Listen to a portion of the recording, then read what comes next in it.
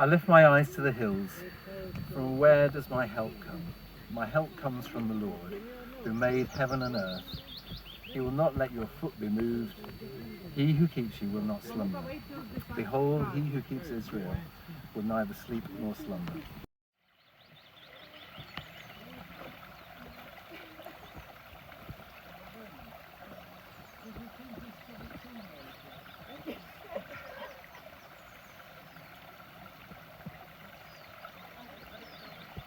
Joan was born in 1934 in Workington, Cumbria, and retained a lifelong love of the lakes and mountains of her home county.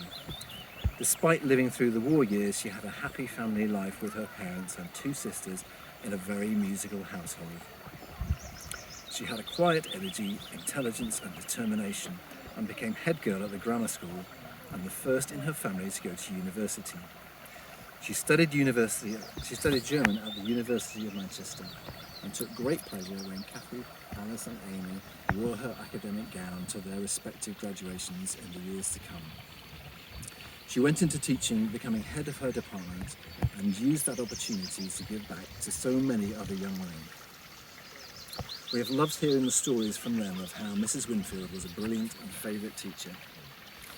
It was whilst teaching in Nottingham that Joan met our father Rex, and they married in 1958. And as newlyweds, they lived in the Manchester area for a while, before returning to Nottingham, where they raised the family and spent their remaining years together.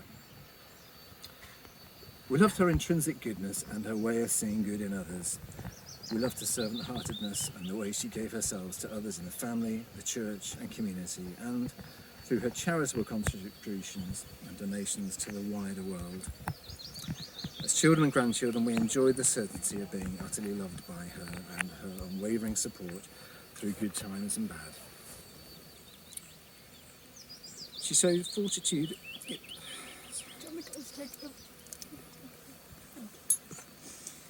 She showed fortitude and disappointment, particularly that of early widowhood, when we lost my father in 1994, when she was only 60. We loved her utter devotion to Dad, that went beyond the call of her vows, even beyond his death. Despite her profound sense of loss, her adventurous spirit prevailed, and she embarked on globe-trotting holidays to Russia, China and Canada. She shared her love of the lakes and mountains of Austria, taking grandchildren with her on holidays, on one occasion almost missing their return flight, distracted by their respective love of an ice cream sundae and plane spotting. We loved Mum's innate joy in life and the way her eyes wrinkled and disappeared when she smiled. She had a great sense of humour and could, and often did, laugh at herself. She was very amused that Amy asked her not to pick her up from the school gate, but wait round the corner because of her embarrassing hat. Mum's love of a pid was legendary and something of a family joke. Having rather overdone it on a family walk in the Lake District, she rallied sufficiently at lunch to spot that one of the children was sending a chocolate ice cream back to the kitchen, piping up, "I'll have that." We loved Mum for her steadfast faith that underpinned her values and the way she conducted herself and her sense of vocation that filled what she did with purpose. She will be deeply missed by friends and family, but today we give thanks for a life well lived and the love and joy that she shared with others. Thank you, Mum, and may flights of angels sing thee to thy rest.